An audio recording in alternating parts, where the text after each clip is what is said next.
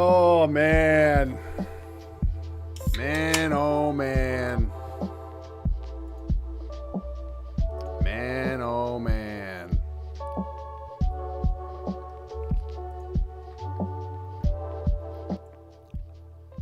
Man, oh, man.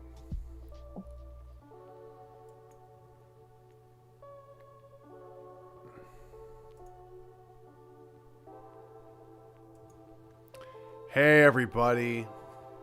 It's been a minute. It's been a minute since a live stream. Hope everybody's good. Oh, man, this C-9 is everywhere. It's snuck up on me. I don't know what to say. I don't know what to say. I was doing the, you've been seeing the clips in the House of Commons, maybe. And a lot of people are talking about the religious exemption, of course. It's reintroducing the standalone hate crime charge. It's also trying to codify a definition of hate speech, of hatred rather, into the criminal code, which is actually new in terms of actually codifying it. Obviously a lot of problems with it. For those curious about the documentary, it is it's almost done. However, because of the C-9 stuff, I'm going to use all of the footage I've accumulated and create a mini doc, a short, probably 8 to 15 minute piece on C-9 and get that out by next week to really try to ring the alarm bells as hard as possible. And really, I'm going to assume it's going to pass the House. And then the goal now is to try and speak to a senator, to try and reach a senator in the Canadian Senate, have this kind of mini doc about Bill C-9. I think there's going to be a good argument that appeals to more of a left-wing person as well, because of the Zionist angle, and we can get into that. But yeah, wow, how you guys doing? I'm not gonna lie, I was like, I really don't want to go live. Oh my gosh. I don't want to go live, but I'm like, I gotta talk about this. I gotta just kind of like unload all the stuff that I've been filling my mind up with to kind of help me work through it all, you know? How's everybody doing? We got Daisy Media in chat. Nice hat. Thank you very much. Thank you very much. You know, if this becomes an entity, then this symbol would be illegal to even show it. But we'll get into some of that as well. Yeah, a lot of messed up stuff in this bill that the Conservative Party is not really talking about, I gotta say. They are doing an okay job with this kind of religious exemption stuff, but yeah. Shout outs to Daisy Media, Prairie745, The Northwest Passage. Thanks for hanging out. Ronald Walker, Rick Freedom, and of course, Coldwater Meat, my favorite. Do you know, I've lived in Coldwater. Do you know Dick Shrivels from Coldwater? Did you know that Dick Shrivels from Coldwater? Anyway, that's kind of a vulgar joke. Hello to Koala Mama as well, and Watsky Lug. They don't know what they are sowing with this bill. I mean, I think they kind of do. That's probably actually a good place to start. This Bill C-9, is really the Canadian regime thumping its chest and saying, we are going to start enforcing hate speech laws. Because we've actually had hate speech laws in Canada on the books for quite a while. And what they're doing is, because they're codifying hate in the criminal code, they're going to have much more of a strong legal ground to actually start charging people with hate speech crimes. And I guess we'll just get right into it. Let's open up the good stuff. It's cold enough to lose an inch. Very true. Very true. We'll open this up. Oh my gosh, it's been so long since I've streamed, guys. I feel like a old man. Old boomer man. Okay, so this is the criminal code. Yeah, 319. So 319, everyone who, by communicating statements in any public place, and this includes online, incites hatred against any identifiable group where such incitement is likely to lead to a breach of the peace is guilty of an indictable offense, you could be going to jail for up to 2 years. This has actually been in the criminal code for years. It's barely been enforced. It's maybe been enforced a few times. I don't know the exact examples how many times it's been used, but this criminal speech charge, public incitement of hatred, has been on the books for quite a while now.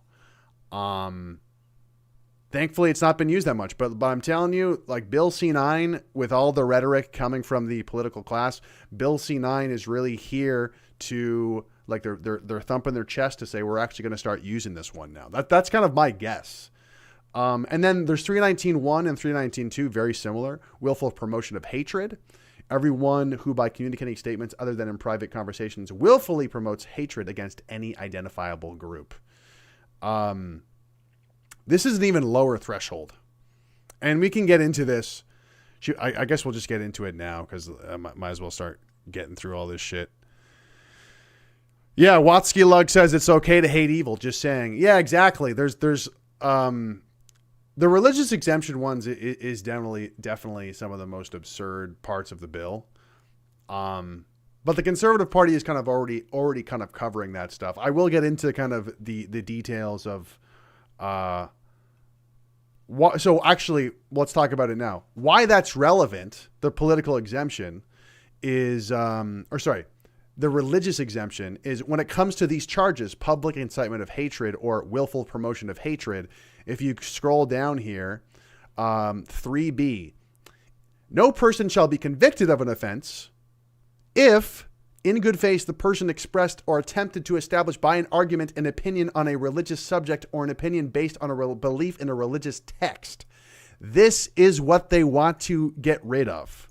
This is what Mark Miller wants to get rid of. This was specifically this is one of the only reasons that 319 was even added to the criminal code. They were arguing about it years and years ago, and they were like, no, we need to add in a religious exemption. And that's the only reason that they even allowed this stupid speech law to pass to begin with. And how ironic is it that now when they want to start enforcing it, they're going to take it out. So the whole reason it was added to the criminal code is because they added this religious exemption. But now when they're kind of getting geared up, the regime is getting geared up to actually use this speech law because they've hardly ever used it against people. Now they're going to take the religious exemption out. Funny how that works. Dude, I gotta say, I don't know about you guys. It has been so tough browsing the Twitter feed recently. Looking on Twitter, looking at X, looking at the recent happenings going on in Canada. It is so gut-wrenching and demoralizing. And I look at people like Mark Miller and these other politicians speak, and it's like, I hate these people. These people are so evil. They're so contemptible. They're so, oh my gosh. And it's like, man, I fucking hate this place. I hate these people. I hate this political class. I hate this, so much. I try to sympathize and imagine being in the shoes of some of these politicians, especially these liberal bureaucrats and these MPs. And I can't even imagine what it's like to be someone like this, to be such a despicable person. It's really hard to grasp how fucking horrible these people are. But yeah, I'll see this stuff come up my Twitter feed and I'll just be like, man, oh man.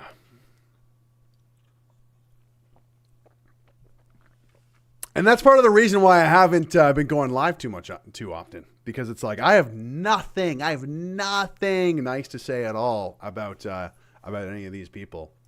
Just how disingenuous they are, how it's do you to me it seems like a kind of drawn out bank heist.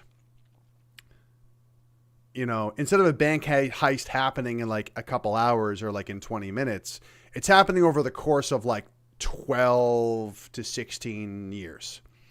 And these politicians are coming up and they're in the parliament buildings. They got their turn at the trough, to quote Derek rants, and they're like, I'm going to stuff my pockets with as much money as possible and get the fuck out of Dodge.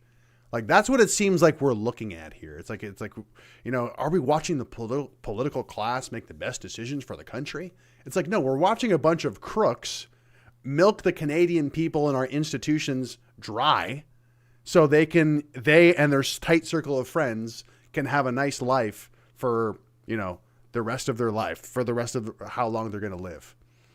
And it just betrays the nation, obviously, but it betrays the idea of like trying to leave, even aside from Canada, just like trying to leave the world a better place than when you left it. It's so selfish. It's so selfish, and just like, I do actually get a lot of kind of peace of mind thinking like, well, these people are going to burn in hell. Like they're going to burn in hell. They're good. Like, they're going to face judgment at some point. Karma's going to come around, and that's the only thing that really gives me peace of mind these days, is knowing that these people are doing something evil and wrong. And at some point, in one way or another, there will be justice for these despicable scumbags who are just like systematically, selling us out, selling out the country. And I say all this because when I see Mark Miller, I'll bring up the clip in a second. When I see Mark Miller,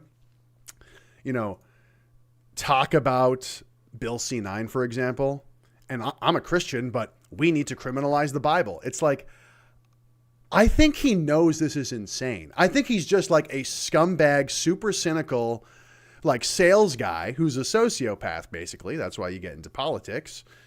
Who's just like, well, I just got to like make my pitch. I got to make my kind of sell. I just got to say these lines, grip my teeth and bear it. It's a pretty good gig. All I got to do is turn off my, sense of right and wrong and just read the lines. Total scumbags. We'll watch some of these clips. Where are we at here? And some of these are old clips. So that's we'll go to this one first. Scumbag moment. Where is he? There, here's the scumbag right now.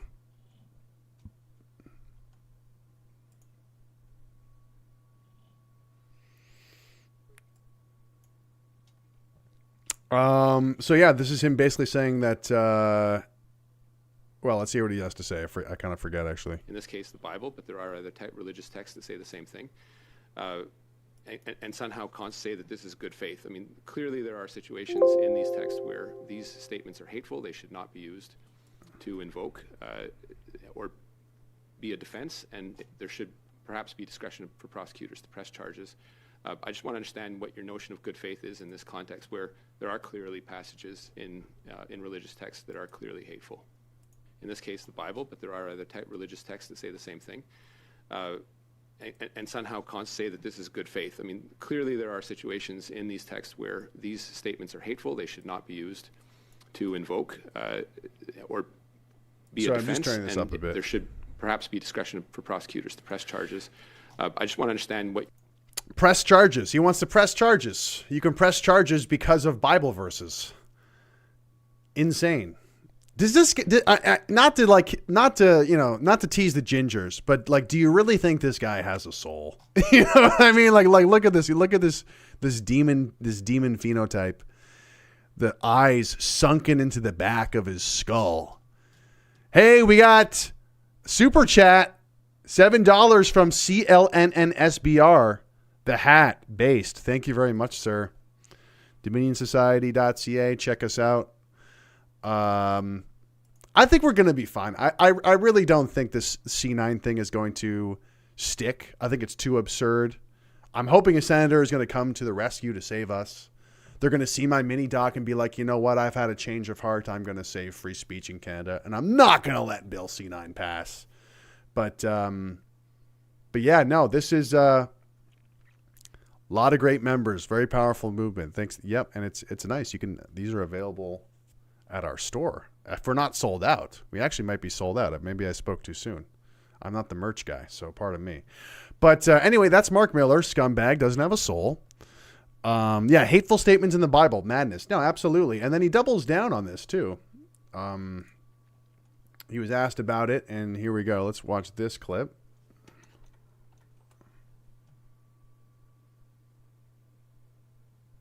This is from Mr. Sunshine Baby, our favorite. Shameful. Mark Miller dares call himself a Christian and use the name of Christ in vain, but in the same breath wants to make passages from God's word illegal. Objectively insane. To remove religious exemptions from the hate speech laws to pass Bill C-9. You're the chair of the Justice Committee. Right. Is that happening? Well, I had to question myself. Look, I'm a person of faith. I'm Christian. I have very, very deep beliefs. The reality is I don't think people should be using the Bible, the Quran, or the Torah to escape from committing a hate crime or claim that the hate would otherwise be a hate crime. So what the fuck are you talking about? I don't think they should use the Bible to escape from a hate crime. You're saying that the Bible and the text themselves are hateful and are criminal. So what do you mean escaping? You're the one who are pinning down religious people to say, like, you could get criminally charged if you read this part of the book. What do you mean escaping from? You are entrapping them. You are entrapping them with this bill. They're not. What do you mean escaping from? This, like, it's totally inverted. Is done in the name of a religious text. You can look at the religious texts yourself and see what they mean, but the reality is that there is an exception in the criminal code that are making people hesitate. And when the conservatives come out and pretend that they are defending freedom of expression, they are defending people like Adel Shakari.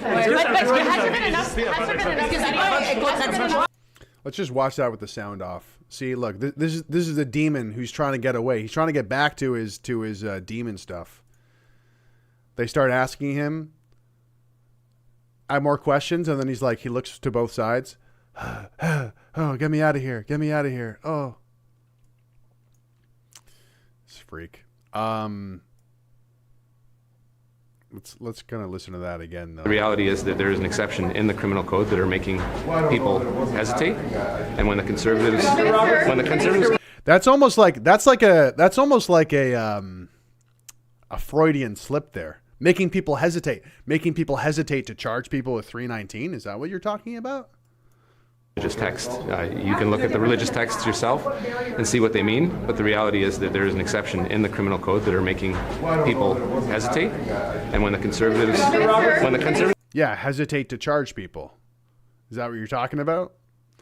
Like, this is these fucking people, man. Come out and pretend that they are defending freedom of expression. They are defending people like Adel Shakari. Pretend like. I mean, you do gotta hand it to this liberal regime. Like, if there's anyone who is super good at, like, knowing their lines, knowing their exit strategy, you know, they do know their lines well. Justement, ils ont beaucoup parlé, les conservateurs, sur la haine envers les Juifs pendant les 2 dernières années, suivant ce qui s'est passé à Gaza. There have been hate crimes against Jewish people in Quebec, and as I said in English, those people are defending hate crimes and hate language, and I don't think we should be using the Bible, the Quran, or the Torah to commit a hate crime. Oh my God. And, like, this is another thing where the conservatives have really failed. We'll watch some clips. Maybe we'll watch some clips. I don't even know if I have it in me to watch the clips tonight. I just kind of want to go over all the problems with the bill. But the problem with the way that the Conservative Party is framing it is they're saying, like, well, hate is bad and we want to stop hate. We agree with you there. And it's like, bro, you're losing the frame of the argument. You've lost the free speech frame if you start to, like, concede that we need to do something about the hate. Like, you've lost the free speech frame. If you think that, like, oh no, well, I want to stop hate too. Let's do legislation to stop hate too. It's like, no. The second that you said that you want legislation to stop hate, you've just conceded the free speech argument entirely. I've said this many times before, but fighting for free speech doesn't happen in the middle of the most common stances of, like, I like ice cream, I like chocolate ice cream, I like pizza, I like Star Wars. Like, that's not the fucking speech that we have to defend here, folks. Everyone fucking agrees with that. Okay? When it comes to defending free speech, it's always, always, always on the fringes. You're going to be talking about Muslims holding up anti-Semitic signs, for example. Are they detestable? Are they gross and like really mean and like horrible stereotypes? Yes, they are. Is it inciting violence? Like, that's the line. Inciting violence. Is it inciting violence? And the second that you start to say, oh, well, it's mean enough, or it looks mean enough, or like it's really, really not that like nice, and like therefore it's criminal now. Like, no, because like once that breaks open, it's like a little hole in the dam, and then it just fucking just all blows open.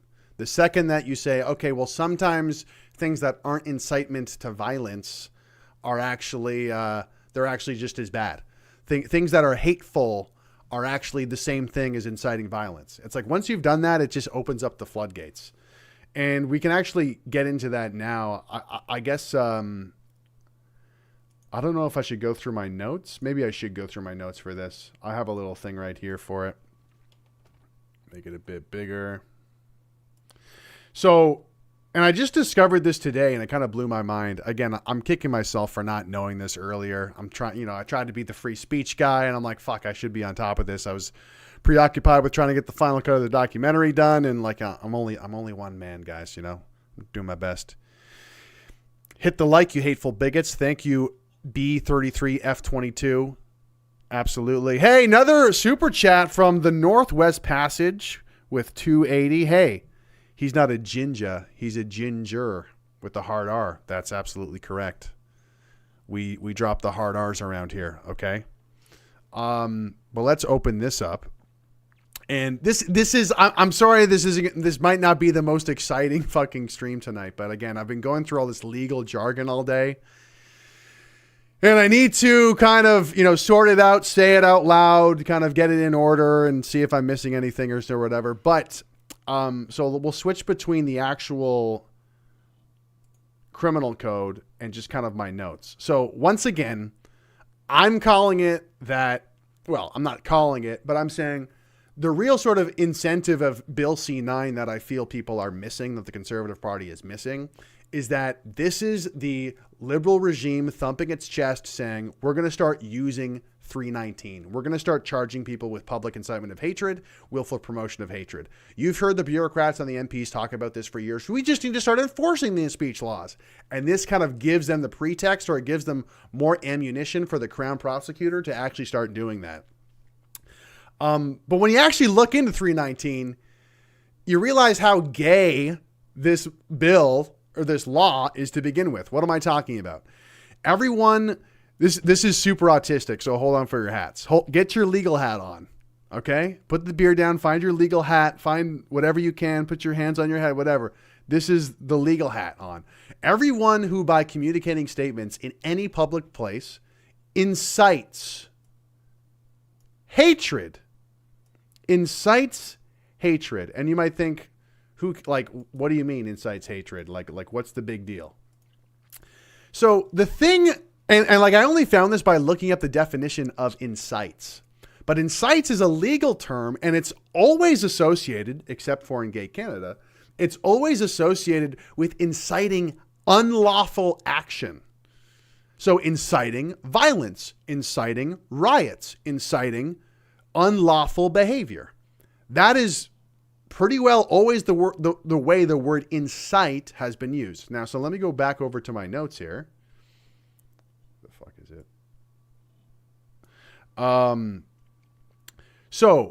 These are my questions. I'm hopefully going to talk to a constitutional lawyer about this bill, but this is going to be one of my questions for them. Does inciting hatred even make sense? Because legally, incite is used in regards to unlawful actions. And like the way that the legal process goes when they determine if speech is incitement or not, like the speech is the incitement, like let's go, let's riot, let's let's storm the Capitol, like whatever it might be. Incitement, the unlawful action, and then some sort of harm occurs. Okay. That is kind of like the incitement framework that's used in the United States, and I'm guessing other places as well. But the key thing is incitement is tied to an actual action. In 319, it appears that incite is used to add an emotion of hatred. So the speech or incitement of hatred, in this case, doesn't lead to an action. It leads to a person, they start to feel hatred. And then they commit an action, and then the harm occurs. So the incitement, the speech incitement in this case is not, hey, let's go riot. It's like, hey, I'm really upset with identifiable group A. I was thinking about Indians. Were you thinking about Indians? I don't know why, but it's totally weird. It's like we were having the same thought. But, you talk about, hey, I'm tired of the temporary foreign workers who are protesting to remain in the country. I feel like this is completely uncalled for. They're overstaying their visas. They're scamming our system. Maybe if I say this in an intense enough way or in a disparaging enough way, they might say, well, Greg, you saying that, you actually incited people to feel an intense dislike towards the temporary foreign workers, which is an identifiable group most of the time. Most of the time they're Indian. And then, and this is the next part, likely. And then someone might take an action which might cause harm. Back to the bill, back to the 319. Everyone who communicates incites hatred against an identifiable group where such incitement is likely to lead to a breach of the peace. And I've looked this up as well. How do you define breach of the peace? And I asked AI, not going to lie, but breach of the peace is undefined, and police interpret it broadly and proactively. The standard of what makes breach of the peace likely is entirely in the eye of the officer or ultimately the crown.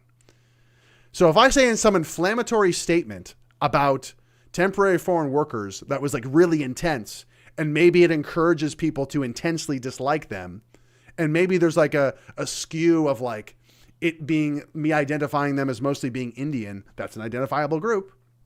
So I just said something that incited somebody to feel intense dislike. And then if a judge or a crown prosecutor says, hey man, I think that fire TikTok you posted that like went viral and really kind of like called out these, Indian temporary foreign workers. I think that was so intense and radical in your rhetoric that I think you're going to cause a riot.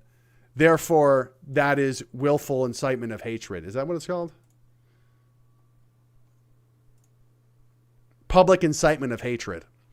And then the other one is willful promotion of hatred, which doesn't have the incitement stuff, but that would be willfully promoting hatred. So this is the other thing in the bill. I know I'm kind of going all over the place here, but I'm just fucking word vomiting the whole thing. But the other part of the bill, which is concerning, is it in this? No, it's right here. And this is another important thing. Again, that's going to make it probably easier for them to actually use it.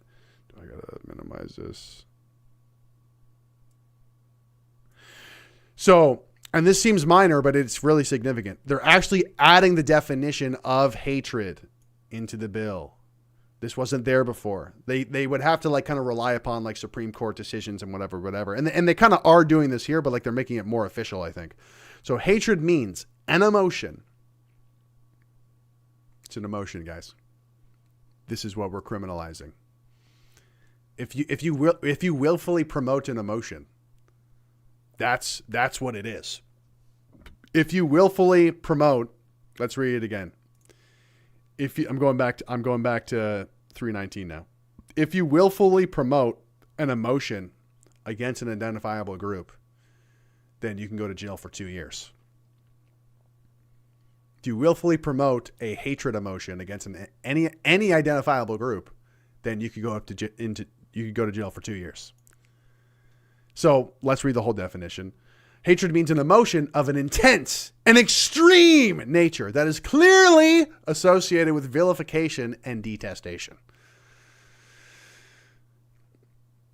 So extreme and intense, like maybe I like make a TikTok where I'm like snowboarding down like a extreme sports, and I'm like, yo, Indians smell funny, yo, like half pipe. That's extreme and intense. You're clearly vilifying them. You're going to jail. But to be a little bit more serious, like this is a really, really low threshold. I pointed this out like a year and a half ago when they were kind of pushing Bill C-63 because they wanted to do the same thing. They wanted to codify this definition of hatred, and it's detest and vilify. Do you know what the definition of detestation is? Do you know?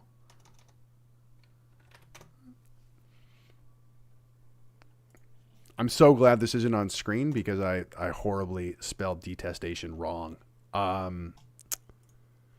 Detestation is intense dislike.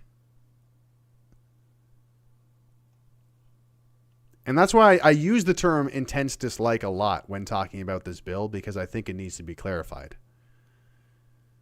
Intense dislike. So let's go back to this already existing hate speech charge.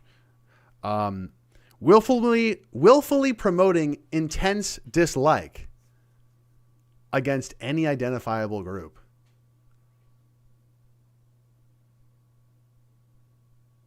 That's a pretty low threshold. That's a pretty low threshold, dude. And also, this is interesting. This is maybe people might kind of say, hey, this is a reach. Is identifiable group here, or it's a God? Where is it? It's in this one. So identifiable group means any section of the public distinguished by color, race, religion, national or ethnic origin, age, sex, sexual orientation, gender identity or expression, or mental or physical disability. What's interesting about this is some people argue that pedophilia is a sexual orientation. So like if I intensely dislike pedophiles, I hope it doesn't come to that. Like I don't think that's going to be like an argument that really sticks. Like cuz I think it, even when I'm saying it out loud, I'm like, that kind of does sound like a reach. But you never know who's going to be in charge. You never know. Hey, I'm a minor attracted person. You can't hate me. I'm an identifiable group. You know, that's why the pedophiles want that though, right? They want to push that type of thing. But at the same time, like if I intensely dislike parents and teachers who are promoting transgenders into children, which I would say I kind of do. I think that's a pretty intense dislike. I mean, they say hate the sin and not the sinner. I should say it's very understandable to intensely dislike and detest a teacher or parent who is totally fine promoting transgenderism to children. Hey, I think my child should lop their tits off. I think my boy should cut their dick off, even though they haven't hit puberty yet. That's fucking detestable. Yeah. I think if people detest those groups of people, then I think that's totally legitimate. And then the schnurd might say, well, that's actually not an identifiable group.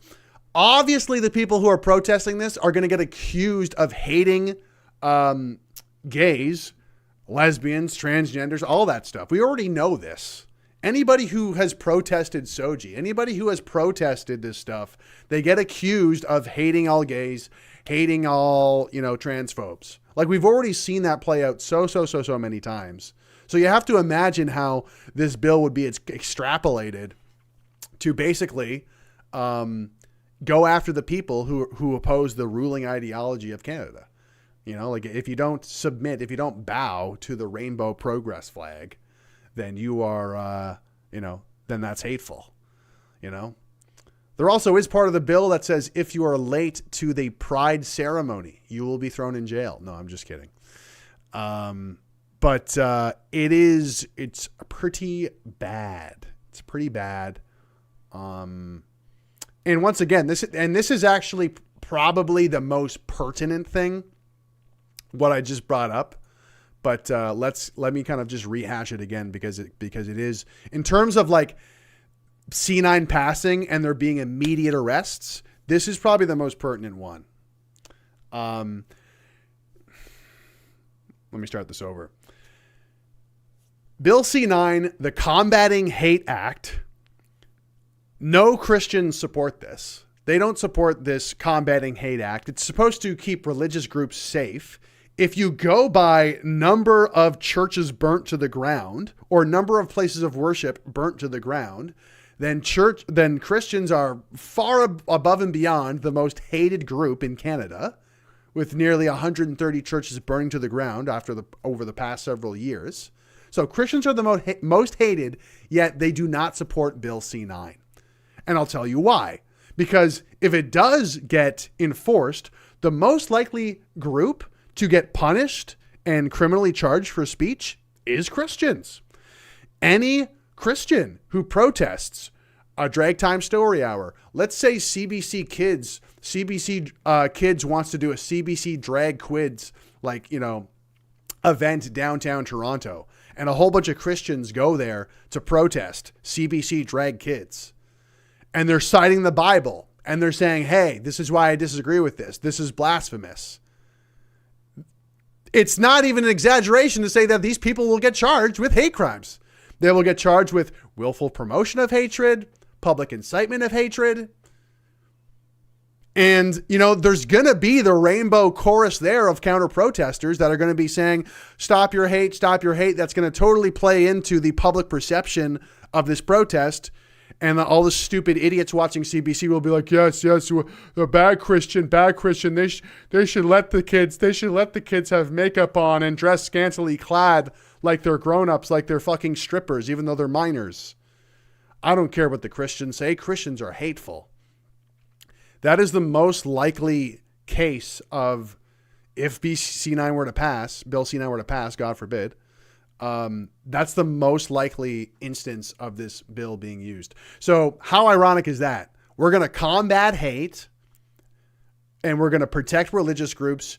Just kidding. We're going to use this bill to throw Christians in jail because we think they're hateful. And a bunch of churches already burnt down over the past 4 or 5 years. Like, we're not really protecting them at all. We're actually just going to create the pretext to throw the Christians we don't like in jail. And I've interviewed Archer Pawlowski. I've interviewed Pastor Hildebrandt for the documentary.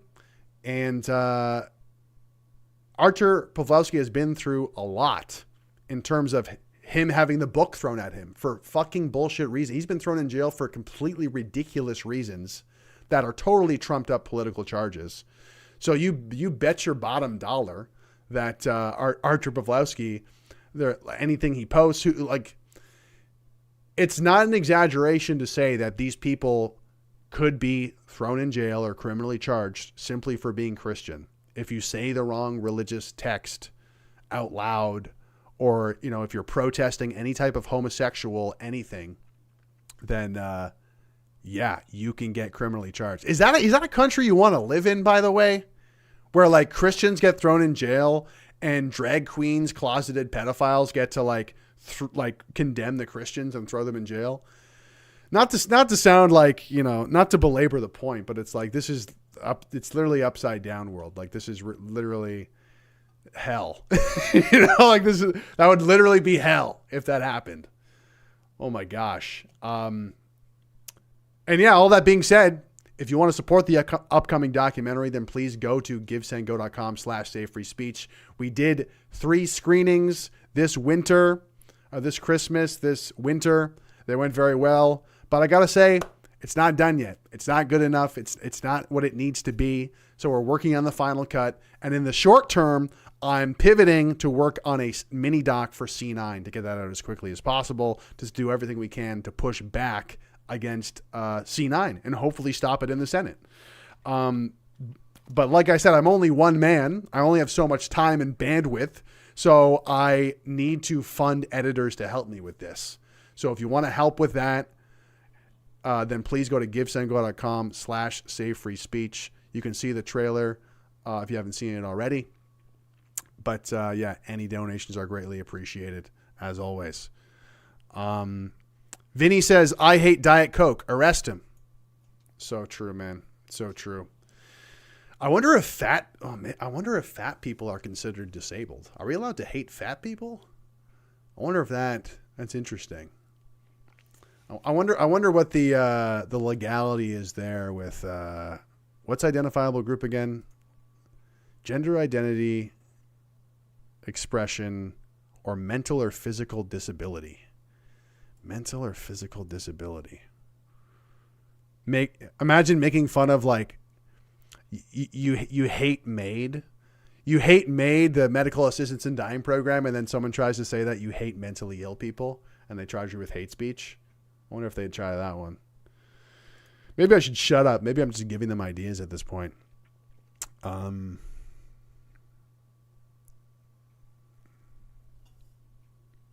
Steve750cc says, only a matter of time, but praying internally within 100 meters of some kind of safe space will be prosecutable, I'm sure. We seen it in the UK with the woman near the abortion clinic. Yeah, that stuff's insane. That's another thing I'm hoping to do. I'm going to try and get in touch with some Christian groups in the UK to kind of just document and show people like, yo, this has already happened in the UK. This is not an exaggeration. This is exactly how the speech law will be used. We know this already based on what's happening in the United Kingdom. But let's go over to my cheat sheet here to see what I missed. I went over the incitement thing and how that's super gay. Oh, this is an interesting one. So the standalone hate crime charge or offense motivated by hate. This is one that I think actually the conservatives are doing a decent job of talking about in the House of Commons. But essentially, here it is. Offense motivated by hatred. Everyone who commits an offense, if the commission of the included offense is motivated by hatred based on race, national or ethnic origin, language, color, religion, sex, age, mental or physical disability, sexual orientation, gender identity, or expression.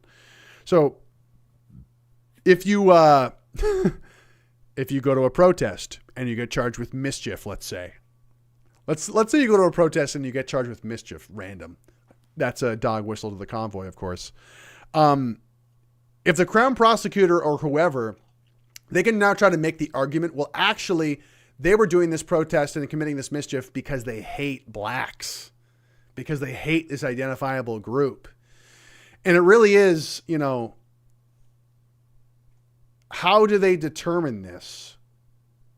That's actually, I didn't ask that. See, I sent off some of these questions to a lawyer already. Maybe I can actually still add it in there. Did I have the question in there? Because I'm wondering if the offense motivated by hate can be stacked on top of the inciting hate charge. Let's see.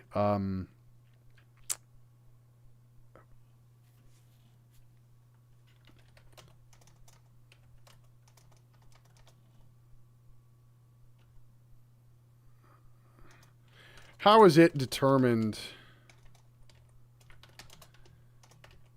if a charge, if a unlawful action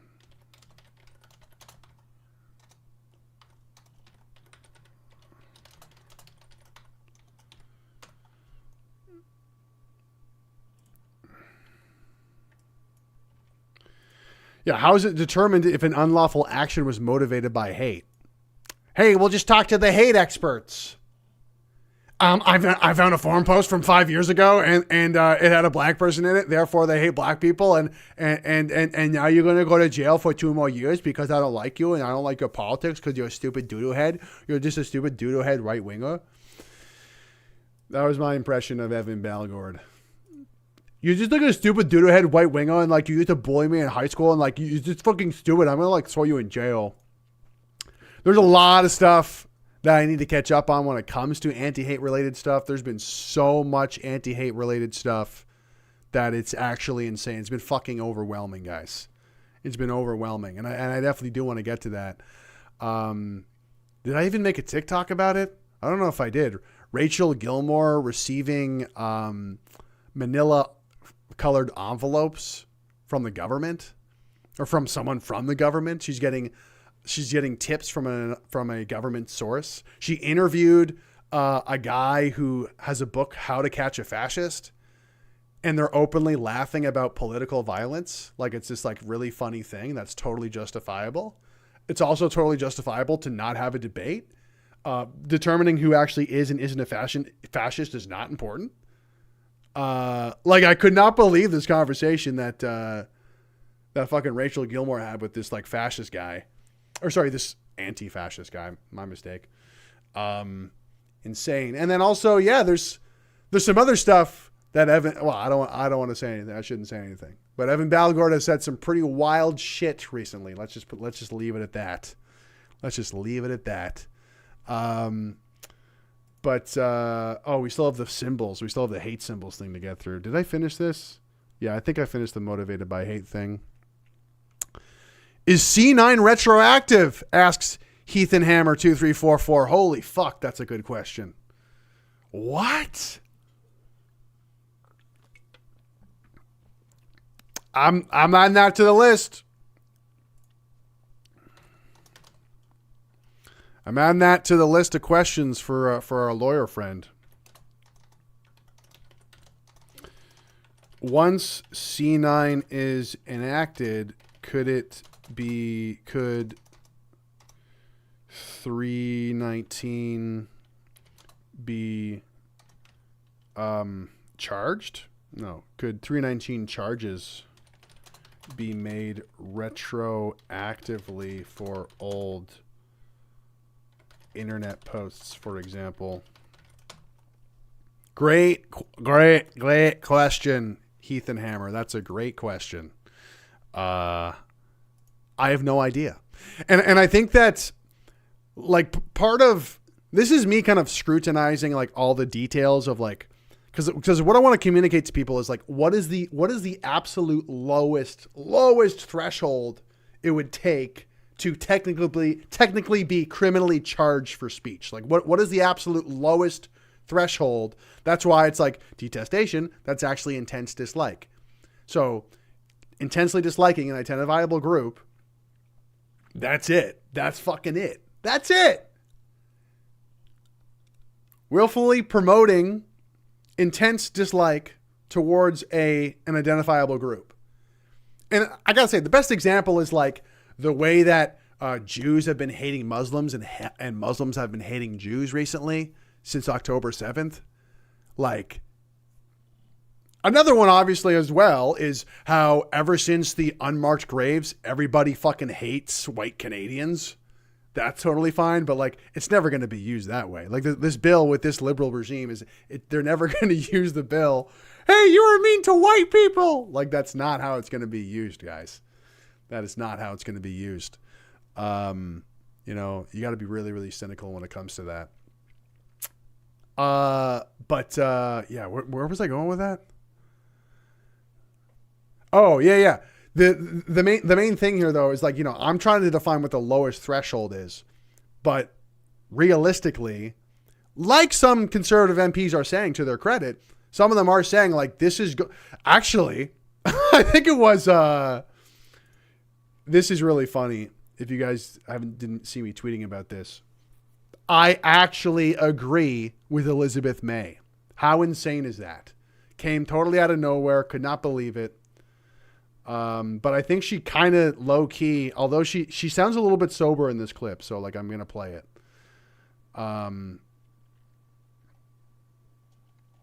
Did I skip over it? Here we go. I think she actually summarizes it well here. Believe it or not, I agree with Elizabeth May. But Bill C-9 not only doesn't solve... Why does that keep happening? But Bill C-9 not only doesn't solve problems of hate crimes, it not only doesn't give law enforcement new tools, it will create a morass. I'm absolutely certain that if this law is passed as is, it will waste police resources, waste court time, and tie people up in knots in wrongful prosecutions for things that were never hate crimes at all. So with that, Mr. Speaker, I vote against this bill. She actually cooked, bro. She actually cooked. That's exactly what it would be used for. That's exactly what it would be used for. I don't think that's hyperbolic at all. You know, like with the convoy, they gave these criminal charges to peaceful protesters, right? Mischief. They charged Randy Hillier with assaulting a police officer, where he never even touched a police officer. Obviously, if Bill C-9 were in effect before the convoy, they would obviously be trying to throw on extra hate motivated charges to this, right? And but yeah, I mean, like, you guys probably get it. The frame to think about this is like, we live under a corrupt regime, and they are doing, like, more and more of their corruption is coming out. More and more receipts are being shown.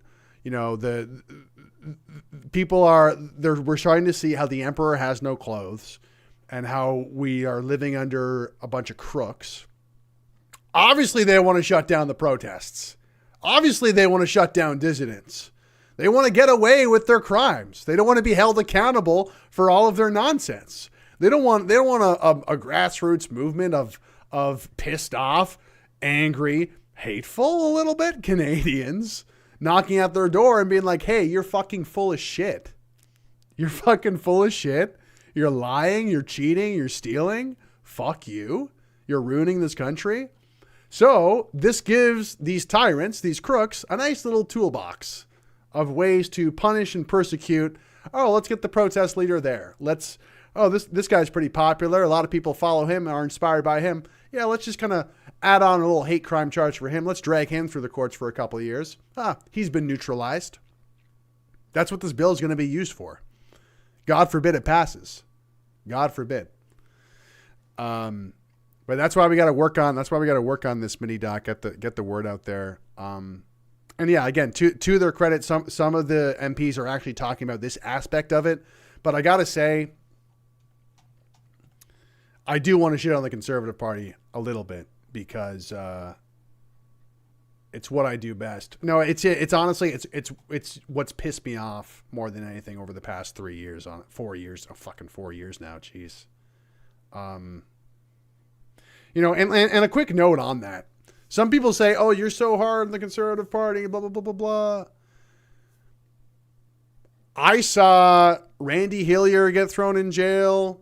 I was on his bail conditions of someone he couldn't talk to.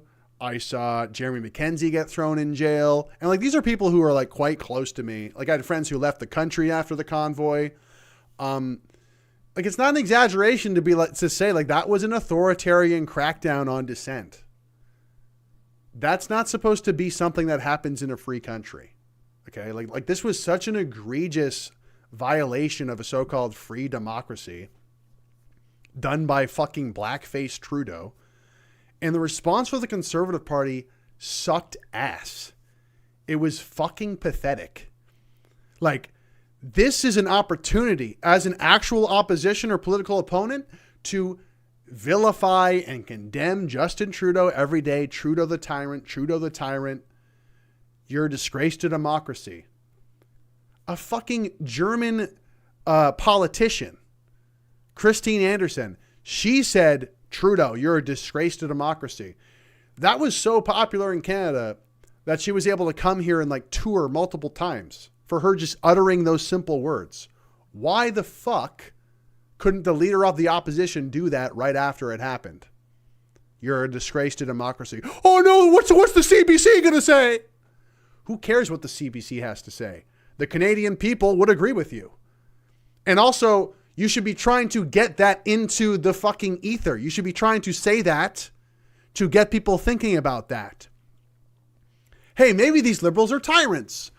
He could have been saying that for 4 fucking years. Pierre Poilievre could have been saying that for 4 years.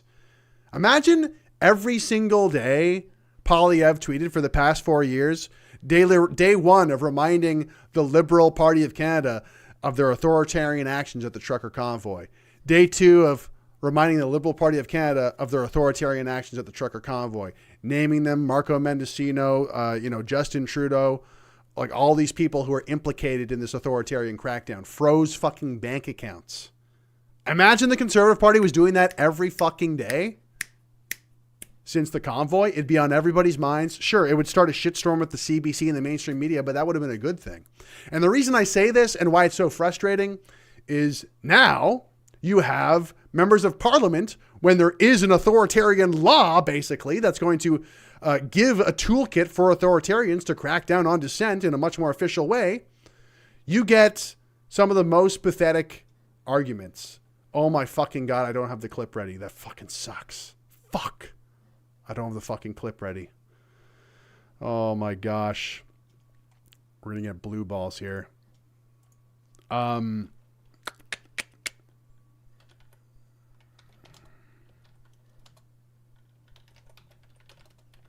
on, Twitter search. Come on, Twitter search. Be there. No, that's not it. That's not it. Come on, guys. Okay, here, I found it. Yeah, this fucking clip, dude. This clip is just so bad, dude. This clip is so bad. Okay, apparently my So, what was I just saying? I was talking about how the Conservative Party of Canada could have been drilling it into the ether, saying out loud, hey, the Liberal Party are such authoritarians. Remember what happened at the convoy? That was despicable. You're a disgrace to democracy. Sure, it would have been unpopular at the time, but they had so much time to kind of build this case, to actually shift the conversation of like, maybe being racist is not really that big a concern. What about the authoritarian actions of this corrupt government? They could have completely shifted the conversation over the course of the past few years, but they didn't do that. And now, to fight back against Bill C-9, they're making arguments like this. My constituents, if they were to move to Quebec and asked to work as a school teacher, they would not be permitted to wear a kirpan. That's not acceptable in my version of Canada.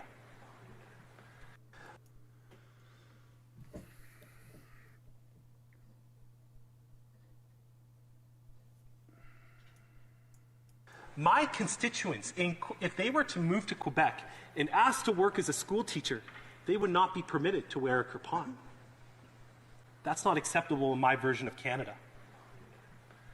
My constituents. So the argument against Bill C-9 is that Sikhs wouldn't be able to have a knife on them because of the C-9 thing. Yeah, can you just call out the fact that this Liberal government is going to wield it as authoritarians and crack down on dissent? Oh, you haven't been talking about that for the past 4 years. So now you have to basically make a liberal argument against this combating hate bill. Fucking pathetic, man. Fucking pathetic. To their credit, there are some better clips than this, but like that one especially was just absolutely just embarrassing. Absolutely embarrassing. Shout outs to Woman Waffins for posting that. Let's see. What else do I need to get through here on Bill C-9?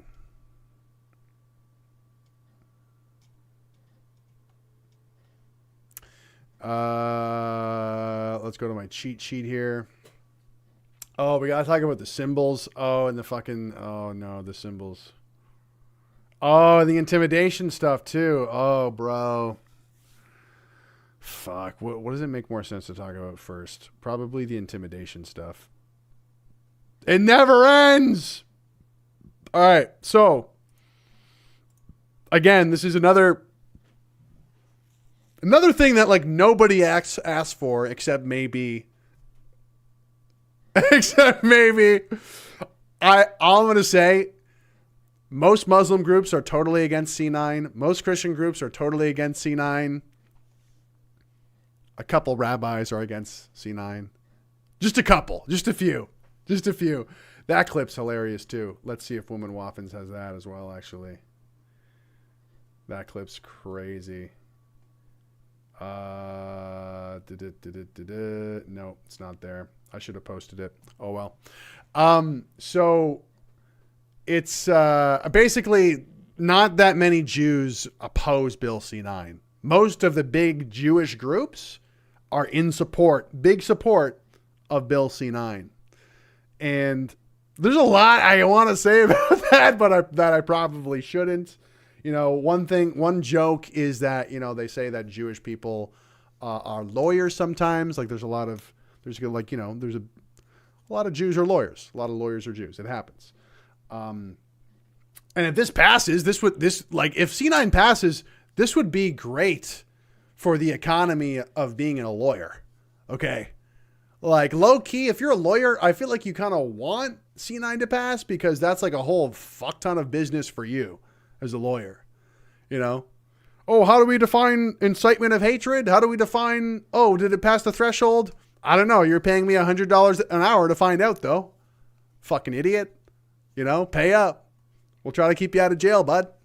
So yeah, low key, I worry that like these lawyers, I don't know.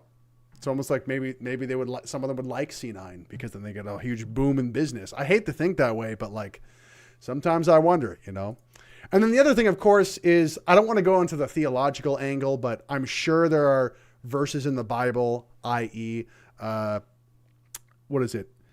Like synagogue of Satan. There's like a reference to like a synagogue and it being satanic. So that's kind of demonizing Jews a little bit.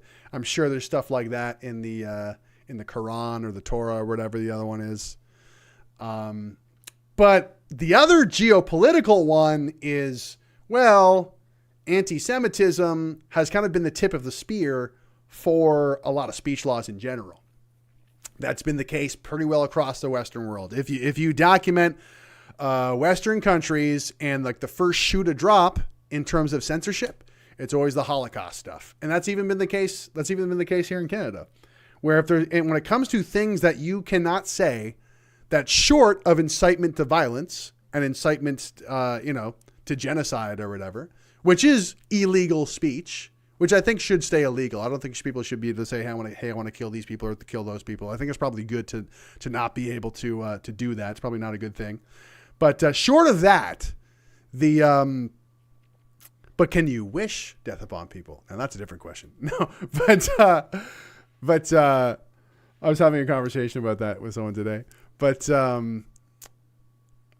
I fucking lost my train of thought now. Oh, but outside of that, there's bills across the Western world that are like, you can't speak the wrong way about a historical event that happened during World War II. You can't talk the wrong way about the Holocaust or the wrong way about Nazis or whatever. Like that has been the first shoe to drop when it comes to our free speech being taken away in Western countries. And a great example of that, I released this last week, my interview with Dries van Legenhove. He is a Flemish nationalist from Belgium. I interviewed him, and it's a really great interview. It's really freaky because it's almost like the like the Scrooge movie, Christmas Carol, like the ghost of Christmas future. And he's like terrified of like what the future looks like. Like this is what it was like interviewing this guy. He's like, hey, I was a sitting politician. Hey, I was also part of an active club. Hey, they infiltrated my group chat, or they found like a random meme in a group chat of mine. I didn't even send it. And that's how they justified throwing me in jail for hate speech. The trial is still ongoing. He hasn't been thrown in jail yet. Thankfully, he's still like fighting it, but it's completely ridiculous. Completely ridiculous. I feel bad because when I turned off the camera after, he said something really powerful, which was like, basically it's like, bro, it's about power. Like these laws don't mean anything. Like it's about power. That like this regime, if the regime has the power to punish you, they will. Like this idea that like all the laws and all that shit like means anything. It's like that's just kind of like after the fact details. But yeah, go find that on my channel if you haven't seen that interview with Dries yet. It proves my point, which I'm talking about, which anti-Semitism is the first shoe to drop because it was specifically an anti-Semitic meme, which is like justify this hate speech charge where they want to throw him in jail. Literally a meme, guys. The meme. You want to hear what the meme was? The meme is like, it says like Jewish watch or something like this, and it's like a picture of a Rolex, but the face of the watch is like a gas meter. Jail, straight to jail. Fucking insane, man. Fucking insane. Like I wish it wasn't real, but it's real. This is the kooky world that we live in now. And I'm sure there's lots of stuff in Australia I could comment on, but I actually don't know the specifics and the details of everything going on down there. But yeah, what's next? So intimidation. Let's go over the intimidation stuff. So this is very closely related to protests. Big time related to protests. Let's actually read through it in Bill C-9. One sec. Here we go. Intimidation. So this is a new charge called intimidation. Intimidation, building used for religious worship, etc. So every person commits an offense who engages in any conduct with the intent to provoke a state of fear. What's really bad about this is intent to provoke a state of fear. How are they going to prove that that was the intent? You know, how do you prove that you want to provoke a state of fear? Because like, if you're somebody who wants to charge protesters, you're going to be like, oh my God, I was so afraid. And it's like, we were there with signs. And it's like, yeah, well, I was afraid. And it's like, well, you know, how do you prove that that was the intent of the protesters? It's very interesting way how they phrase it. With the intent to provoke a state of fear in a person in order to impede their access to a building or structure or part of a building or structure that is primarily used for religious worship or by an identifiable group as defined. We talked about identifiable group already. For administrative, social, cultural, or sports activities or events as an educational institution, including a daycare center or as a residence for seniors or a cemetery.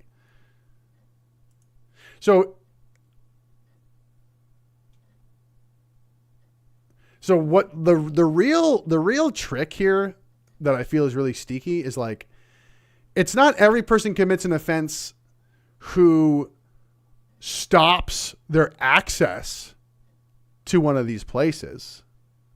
They say anybody basically who's protesting near a certain building, and it's believed that the intent was to provoke a state of fear in a person to impede their access to the building. So it's not like physically blocking them from ever getting into the building necessarily, where like they're obstructing them and like physically, you know, whatever. Then again, I guess kind of protests do that. But it's like, back to the even frame and premise of why we would even need this. Intimidation. A protest is supposed to be intimidating. It's supposed to provoke a sort of sense of, I don't know, like hear us roar, like, hey, I disagree with you, like, hey, fuck you, listen to me, sort of thing, right? Like that's the whole point of a protest. So anyway, like there's a lot of questions about this. I'll just hop to the questions that I have about this. You know, what if the protest is happening in Chinatown? You know, there's probably places of worship. There's identifiable groups. There's the Chinese Community Center. Because some of these marches that go around downtown, they march through Chinatown. And, you know, I'm just trying to, again, lowest threshold to like charge this stuff. Like if a Crown prosecutor wanted to say, all you need is you get one clip of one Chinese person who's like, oh my God, I was so afraid because of the Thai. Oh my God, this protest was intimidating Chinese people right outside of the Golden Palace. It's a restaurant. But, you know, like, okay, like they're intimidation. So that's one thing. And It also says structure in the bill. A building or structure, or part of a building or structure that is primarily used for religious worship.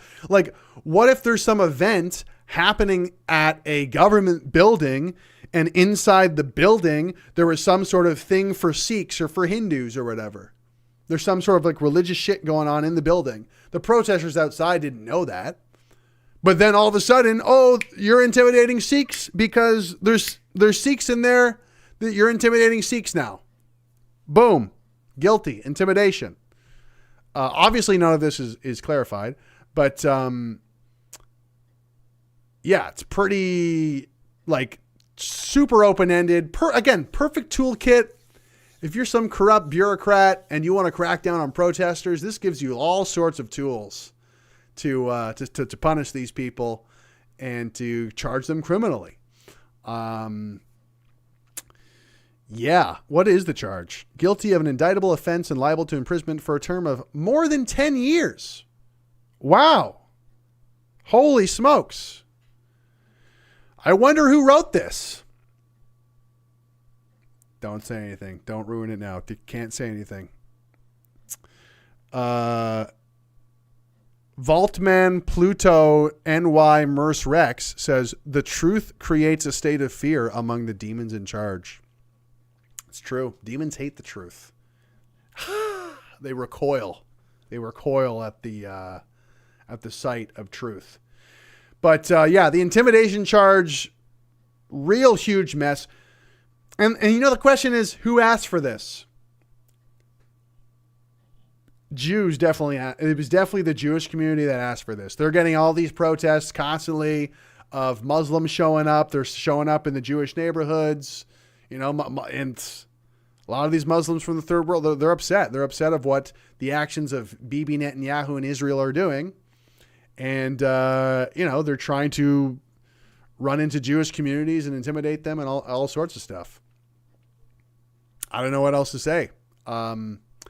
Personally, I don't like that these foreign conflicts take up so much oxygen. And this is kind of an argument against immigration and kind of like a pro-remigration argument, which is like, you've seen the Hindus and the Sikhs fighting each other. You've seen the Muslims and the Jews fighting each other. You see how, like, and the worst cases, they're like, we want to kill these people. No, we want to kill you people. Fuck you. Fuck you. These foreign conflicts, I'm sorry, they're being used to justify some of these laws, as we're seeing right now with C-9. I don't want more foreign groups here fighting with each other. It's like we can't have nice things. We can't have freedom because of you guys. You know, I'm not saying that's necessarily the case, but you know, like with all this like insane violence, if you've seen the Sikh demonstrations too, it's like, man, this is a good pretext for a regime if they want to take our freedoms away. These kind of totally inflammatory demonstrations and everything. It's crazy.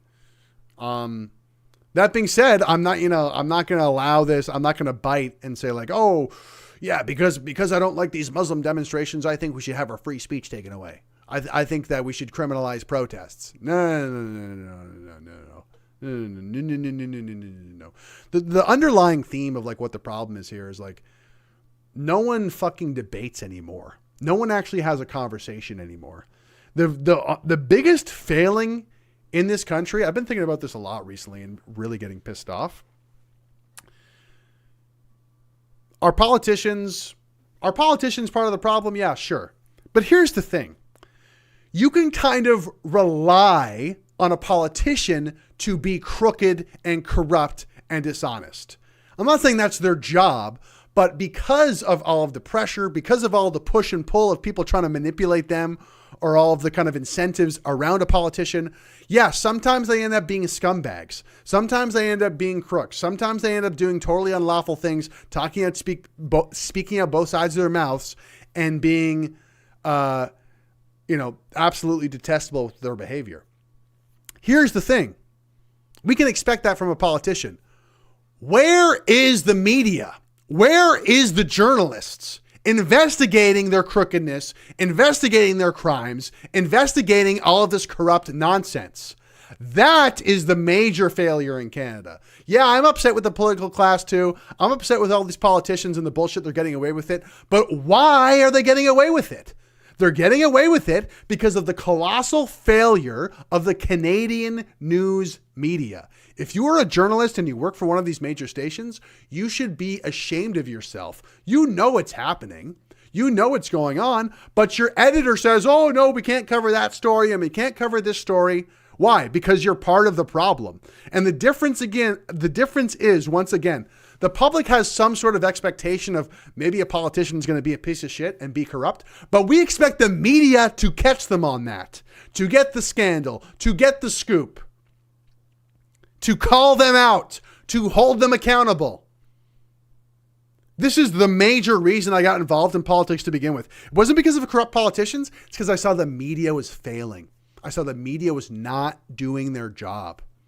When's the last time you saw real investigative journalism, like hard-hitting investigative journalism that's on something other than the Second Sons from the CBC? Their hard-hitting journalism is trying to demonize boxing clubs.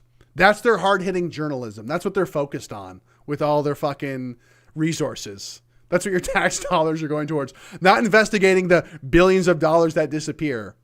Not investigating the corruption in the Canadian border services. Not investigating the corruption in the immigration, various immigration policies and programs that are totally being exposed now. And that wasn't even a good list off the top of my head. Like there's countless examples of corruption that's completely detestable, and the news media is fucking nowhere to be found. They are the main problem. They are the issue. They should be ashamed of themselves. So ashamed of themselves. Because you know it's there. You know it's there. I've talked to off the record, I've talked to former journalists before, and they're like, it's as bad as you could imagine. You know, some black guy died, got shot by a police officer. The editor wants me to take out the detail where the black guy shot first. Like, they want to manipulate these stories to fit a fucking narrative. It's disgusting. You are propagandists. That's my message to you. You are not a journalist if you work for CBC of these major news outlets. You are a propagandist. And you know this. You're a propagandist who is kind of like in a drama club, theater club too, because part of what you do is you make this play of like, I'm not a propagandist. I'm telling you the real news.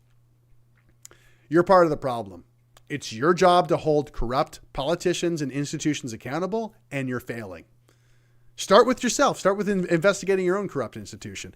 Anyway, I've been thinking about that for a little while now and just wanted to rant about that. Hat Power, speaking truth to the masses. Thank you for the super chat.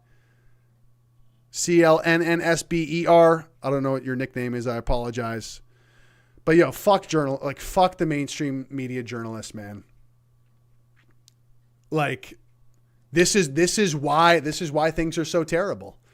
Instead of letting the people know what's actually going on, like what the high priority corruption is, you're shilling propaganda to mislead everybody, and you're letting these corrupt politicians off the hook. You're letting them do whatever the fuck they want. You're the minions. You're the minions of these corrupt politicians. It's like totally detestable. I intensely dislike you. And if you're part of an identifiable group, I especially intensely dislike you. Kidding. Not really. All right, let's keep it moving. I went over the intimidation thing. A symbol becomes criminal under C-9. Oh, the symbols. The symbols. The last thing is the symbols. Here we go with the symbols. Actually, with that rant in mind, if you do want to try to support real investigative journalism and the documentary I'm working on a mini documentary on Bill C-9, hoping to get it out next week to let people know all of the worst things about it. I'm going to draw from over the 20 different interviews I did for my feature-length documentary. I'm going to slip some of the clips into this Bill C-9 mini doc. I got all these clips to move in just to give it credibility. But I am also hiring other editors And we're just trying to build the kind of like, you know, the marketing pool. So if you want to help out with that, go to givesendgo.com/savefreespeech. You can watch the trailer to the documentary if you haven't seen it already. But it's about how Canadian citizens are targeted, censored, and smeared and persecuted for having the wrong opinion in Canada. This stuff's already happening. And obviously Bill C-9 is going to be a perfect excuse, more tools to keep doing that. The last one is the symbols. This one is also a doozy. This is one that I think, I could be wrong, but this is one that I think that the Conservative Party maybe has not touched. I'm not sure if they've actually touched on this issue being a problem, but it definitely is a problem. Symbols.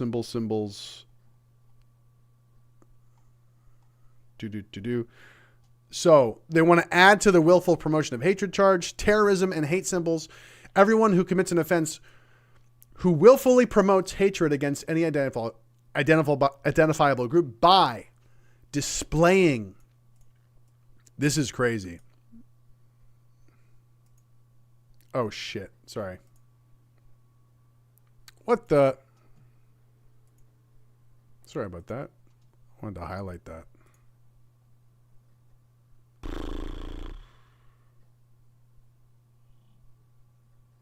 Fucking lost my spot. Sorry, guys. One sec.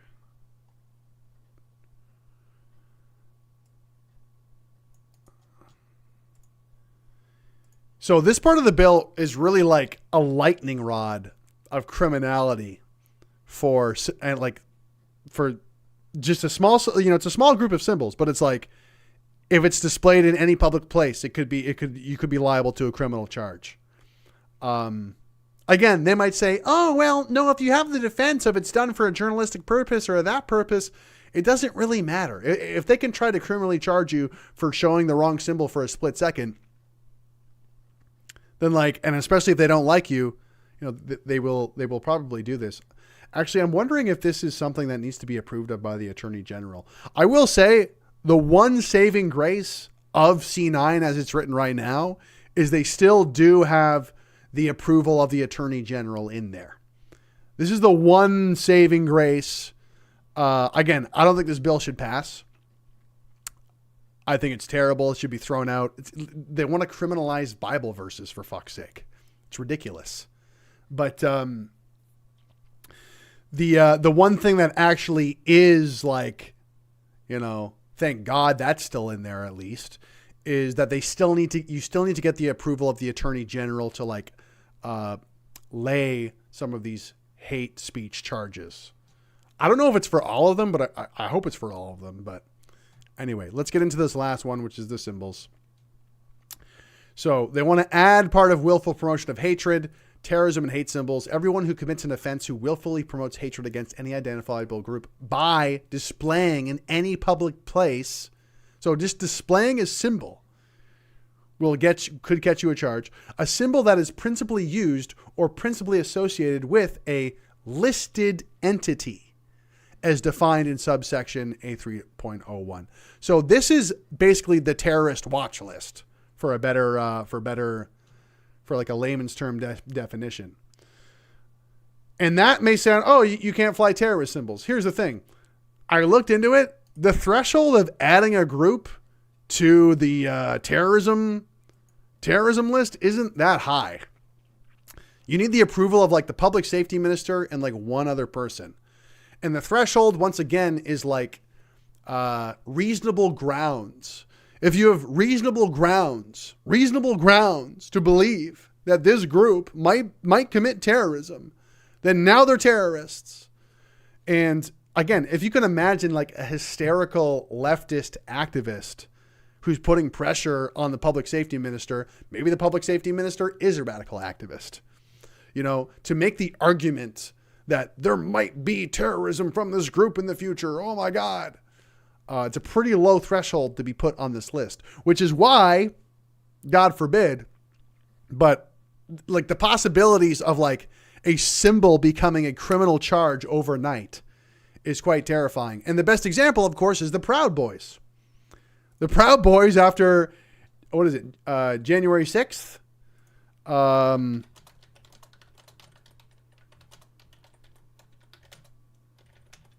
Let's look it up.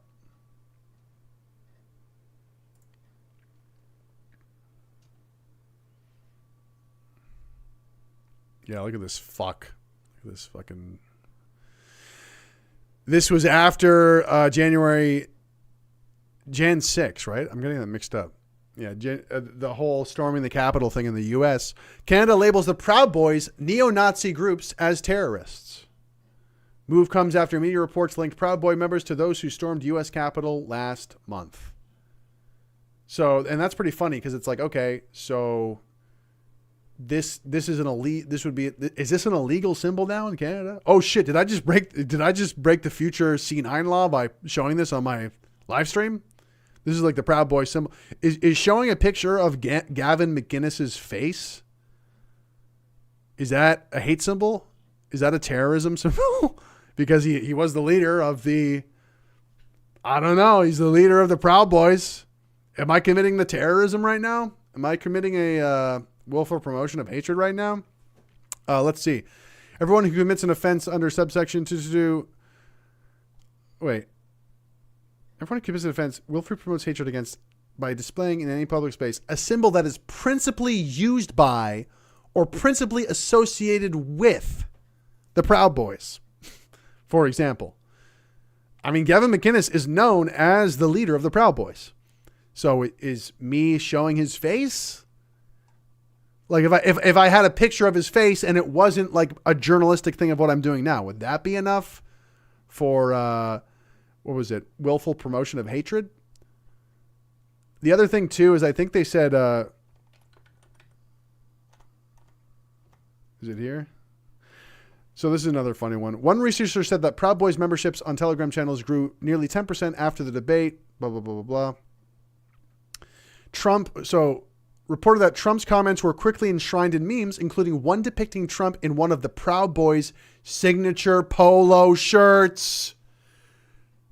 If you have the fucking Proud Boy polo shirt, you're a fucking criminal, bro. You're willfully... Is the polo shirt not a symbol that is principally used by or principally associated with the Proud Boys? Are these Proud Boy polo shirts a fucking willful promotion of hatred? This is how stupid this bill is. This is how low the fucking threshold is. It's fucking a polo shirt. Technically, I don't know if they're still on it. Let me check. Is the Proud Boys still a terrorist group?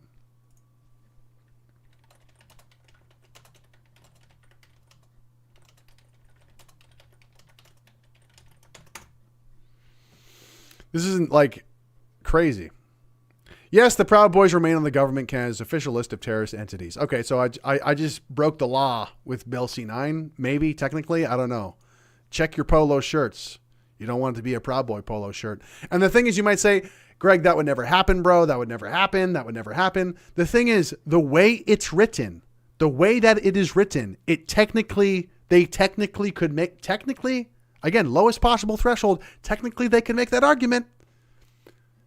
If some faggot journalist or hate expert, not going to mention any names, write some stupid piece of like, this polo shirt's actually a white supremacist dog whistle. Actually, this symbol means that they really, really hate black people. They're like really, really bad. Oh, wow, the hate expert said this? Oh, my God. Everyone who wears this t-shirt now is a terrorist, and we're going to throw them in jail. Stupider things have happened. Need I remind you of the Diagolon debacle during the trucker convoy? I'm not going to rehash all of it. I probably will when I, release official material connecting these dots of how simple it is to get mistaken for a terrorist entity. But for those who don't know, there's this podcast by someone named Jeremy Mackenzie. Have you guys heard of this guy? Has my audience heard of this guy? I wonder if they've heard of this guy, Jeremy Mackenzie and Diagolon. Slashes in chat if you've heard of this. But essentially, Diagolon became the kind of nickname for his podcast fandom.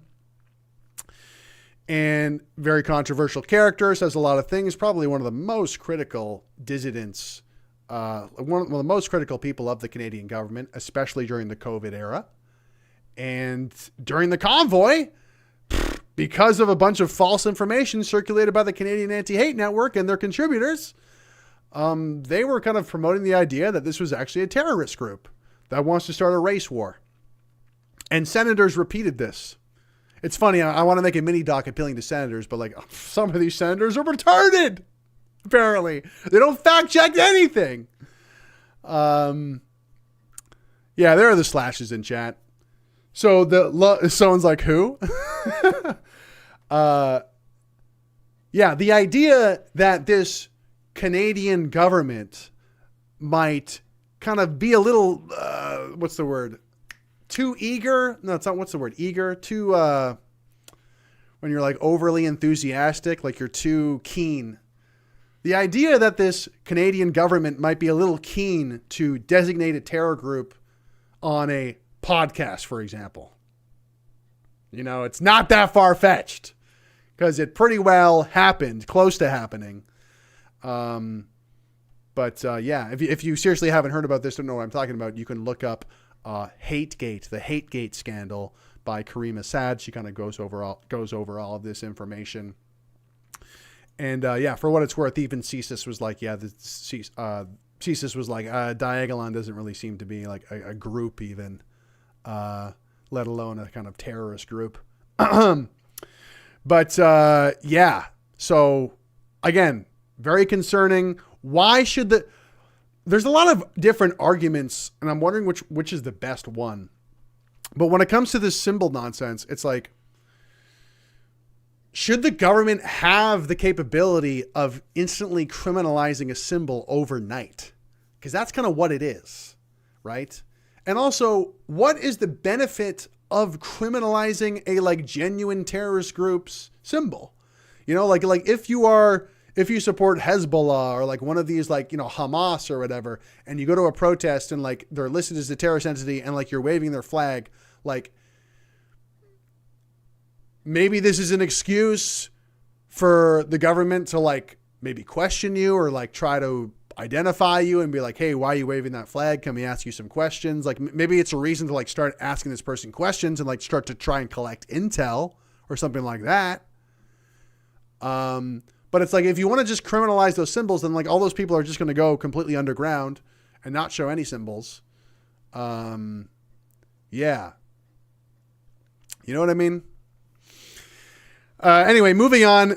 Aside from the terrorist list, like the terrorist entities that these symbols that they want to instantly criminalize anytime that you display them in any public place, they also want to criminalize the Nazi double sig rune, which is like a double lightning bolt thing. And I think the swastika as well. Is it not called the swastika? Anyway. Again, who wrote this? Who wrote this, I wonder? I wonder who's super paranoid and concerned about these symbols. This one is interesting, that they want to criminalize the Nazi symbology.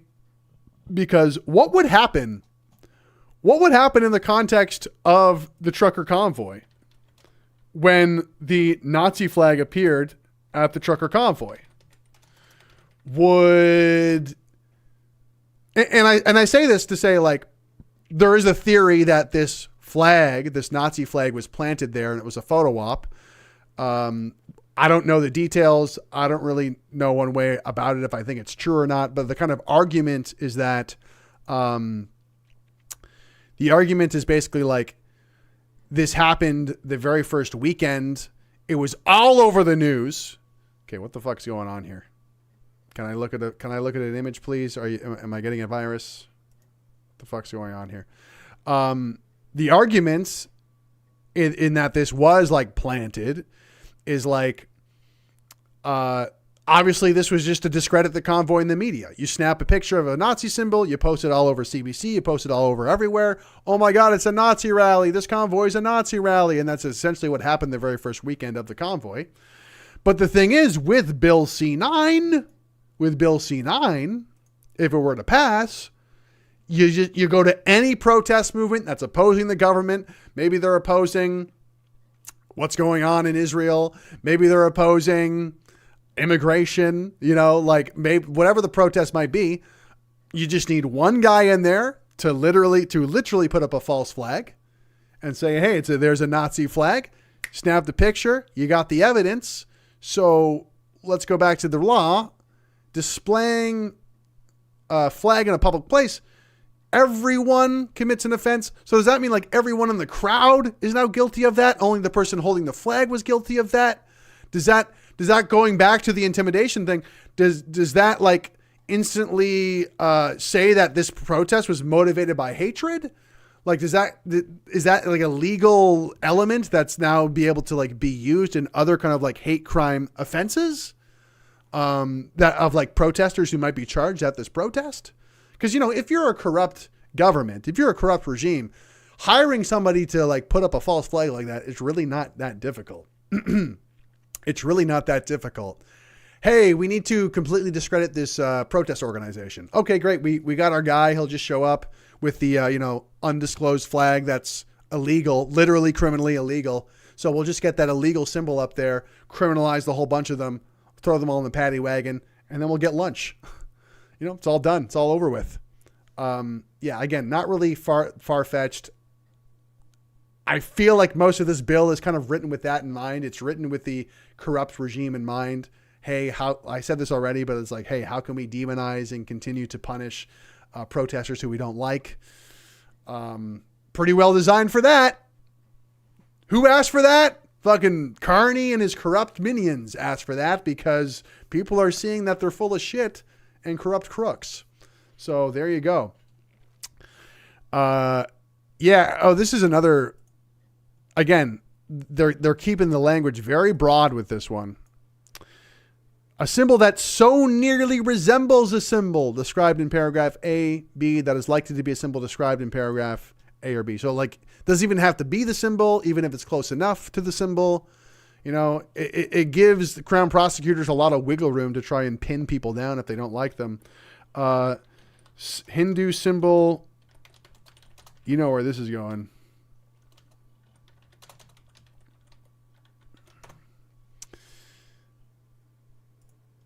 I'll just bring up the meme here. Nice knowing you guys. I'm going to jail. But so there's the swastika, obviously, but there's also this, also called the swastika from Hindu, I guess, or Hindu or something like this. The Hakan Krez.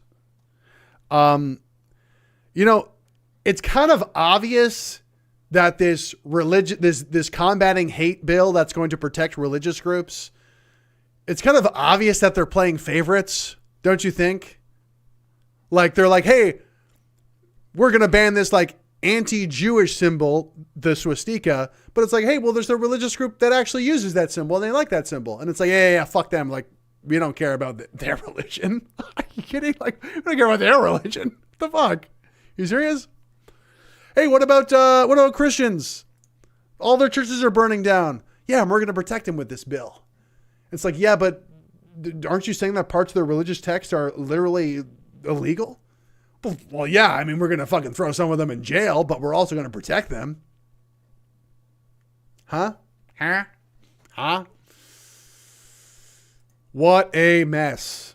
What a mess. But shout outs to my Buddhist Hindu fans. I know that like this is a big part for you. You're like, Greg, like we need our Hindu Buddhist symbol. They're trying to ban our Voodoo Hindu symbol. I know, bro. I know. I'm working on it. Me and Dominion Society are making it a top priority to make sure that we can protect this Hindu symbol. It's the most important battle of our lifetime. It's a joke, okay? Yeah. I realized how that could be like read as a sort of like cryptic neo-Nazi dog whistle, which most of my work completely is. If you haven't noticed, anti-hate, you should be looking into between the lines. You should be looking into the details. But I think I don't know, guys, thanks so much for watching. I don't know what else to really, let's go over it real quick. No, there's some questions that I probably missed. Let's go over the questions. I'm getting hungry here. Should not interrupt says circulon and triangulon are feeling left out. That triangulon, man. That triangulon, absolutely. Steve 750 says it's rooted in much more than Germany and Hindu do. Yeah, I mean, the symbol shit is fucking stupid, man. The symbol stuff is really, really dumb. I think it's flying under the radar because people don't want to be that guy to like, what are you defending the swastika and like the Nazi fucking lightning bolts? And it's like, no, it's just a bad precedent to have like a legal framework where you could instantly criminalize a symbol. They could criminalize this symbol with like a few strokes of the pen. So yeah, like, no, I'm not a fan of that. You know, like they call the red ensign symbol, like the way that, and another way to think of it too, it's like, do you think Palestinians who got blown the fuck up by Bibi Netanyahu and the IDF, what do you think they feel when they look at the Israeli flag? Do you think that's like a peaceful symbol to them? No, they probably view that as a hate symbol. And Jews look at the Palestinian flag and a watermelon emoji, and they say that's a hate symbol. So like this is kind of like the frame, another frame of kind of fighting against this bill, which is like, people hate each other, guys. Different groups don't like each other. The combating hate bill. What, you're going to stop people hating each other? Like you're going to stop like 1,000-year-old blood feuds with your little legislation? In reality, it is a toolbox from authoritarians or tyrants or dictators, whatever you want to say it, because we are in this multicultural mess now in Canada, because there's all these foreign conflicts happening in Canada, because there's a growing tension between the native population and the immigrant population invading, because there's all of this tension in this multicultural Canada, there's a lot of hatred going around. And these tyrants are like, great, let's say we're going to stop hate, but really what it is, we now have all the tools to criminalize whoever we want, whoever's kind of like making too much noise in the wrong direction. Anybody who's kind of like fucking up our shit, challenging our power, undermining the legitimacy of our power, we're going to say that they're hateful in one way or another because we have so many different options to do this. And then we'll throw them in jail. Simple. That's what this C-9 looks like to me. I'll go over a few more things before we get going, just to make sure it's all ironed out. So I kind of said this already, but like, how low is the threshold to add a group to the terrorist entity list? If I'm not mistaken, it's literally like you need the Minister of Public Safety and you need like the check mark from like one other person, and all they need to do is like prove reasonable grounds of they might commit terrorism. This is a good one. If a symbol is at a protest, for example, who makes the factual determination that it is a like terrorist symbol at the point of arrest? Is the police officer going to be like making that call? You know, and like when does the person get the chance to defend themselves? Because like, you know, if some police gets uppity over a symbol that they think is a terrorist entity, and maybe it's like it's similar, maybe it's not. Like, again, like the major problem with all of this stuff, you might have these faggots, you might have these people trying to defend this bill saying, no, that wouldn't happen because there's a thing in there that says this won't happen. And it's like, yeah, but it doesn't matter, because if someone gets successfully charged, then they have to go through the painful, expensive, long, soul-sucking legal process to defend themselves. And that's the punishment. The process is the punishment. So it won't matter if they prepare a legal defense, because they'll have already gone through so much strife, it'll effectively neutralize them, at least temporarily, and incentivize other people around them to shut the fuck up, which is the point of pretty well all of these laws, if I'm being frank. Talked about the Chinatown thing, and yeah, we'll talk about the religious exemption thing. It's been kind of beaten to death by the conservative parties. Good for them for at least taking this angle. I appreciate it. If the religious defense exemption is removed, what is the legal distinction between a pastor reading Leviticus 20:13 from the pulpit to his congregation versus reading it aloud at a public event? Are both of these things criminal? Like we heard earlier that Mark Miller is saying that parts of the Bible are hate speech. Like you can be criminally charged, or like there's a criminal implication, charges being laid for Bible verses. What the fuck? So does a pastor get arrested if they say the verse, or if they say it in public, or like what the fuck? And you know, it's very terrifying, because what kind of country do we live in if genuinely a large amount of the population is brainwashed enough to be like, yeah, no, I think we should start criminalizing Bible verses. I think that seems like a good idea. Yeah, no, I think that, you know, maybe the church has gone too far with this one. Maybe we do need to start criminalizing the Bible verses. It is hurtful. It is hurtful to trans people. And I think one of the most effective things that the Canadian regime has done is they have kept them in this very soft, safe, CBC mainstream media environment where the idea of like the Canadian government being this corrupt regime, like it doesn't even like hit their radar. Like it's so far out of the realm of possibility that this could be the case. You know, we just have some ambivalent leaders. Like they're not anything evil or anything like that. They would never do something evil like this. I'm sure this is for the best. We all just want to get along. They've done such a great job at keeping people in this like really safe, soft, mushy environment. And this is a reason why I'm taking more time to recut the documentary, because I'm like, this is not going to grab people outside of the echo chamber effectively enough to really kind of like show them this. But it's going to be fantastic when it's done. And if you haven't heard, if you're just tuning in, the goal is creating a mini doc for Bill C-9 and getting that out as soon as possible. And I'm only one man. I have friends who are editors who I pay to help with this work. And, you know, they got to eat, they got to pay the bills. So if you do want to support this, then go to givesendgo.com/savefreespeech. It's going to help me kind of turn this stuff around quicker.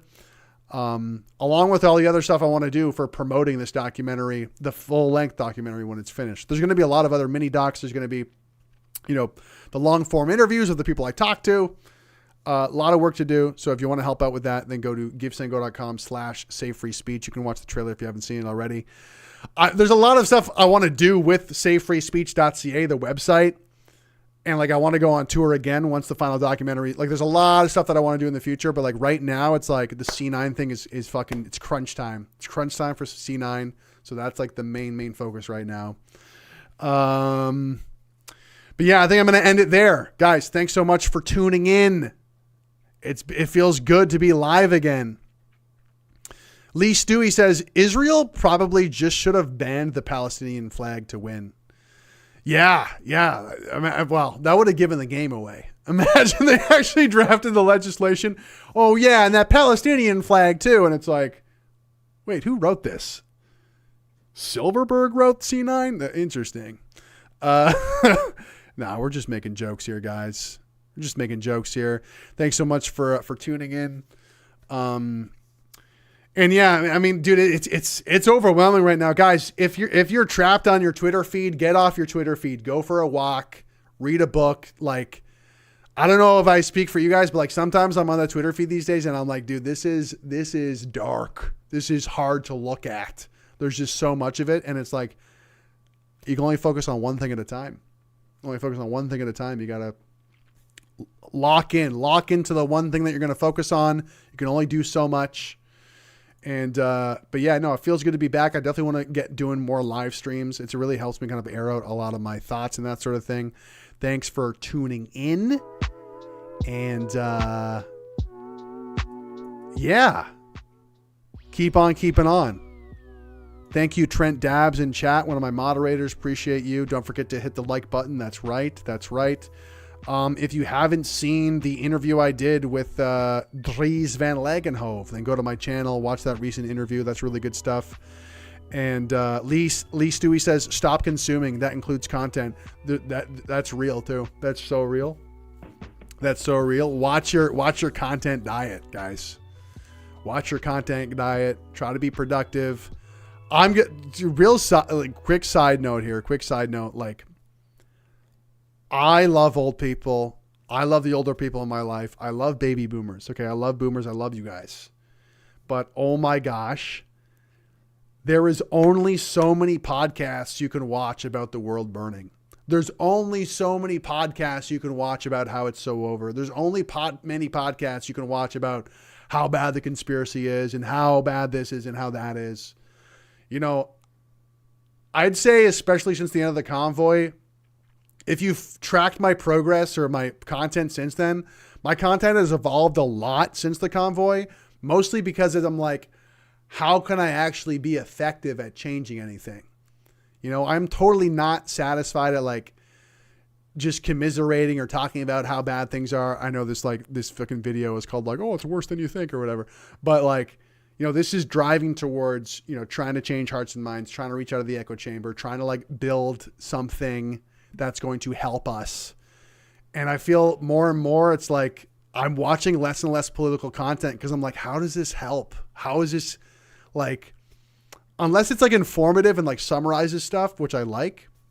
Sometimes I feel like it's just this thing that's like, it's like spiking the cortisol levels and just like stressing us out. And it's like, is this actually helping? Then again, there's something to be said about venting as well, about the insanity, feeling good about it, making people feel like they're not insane. You know, I don't want to shit on all content out there, but sometimes I have these baby boomers in my life. I love them, but like I'll see them watching like podcast after podcast, and I'm like, you need to go for a walk, bro. You need to go for a walk, dude. Anyway, love you guys. Thanks for watching, and we will talk to you very soon. Love you. Until next time.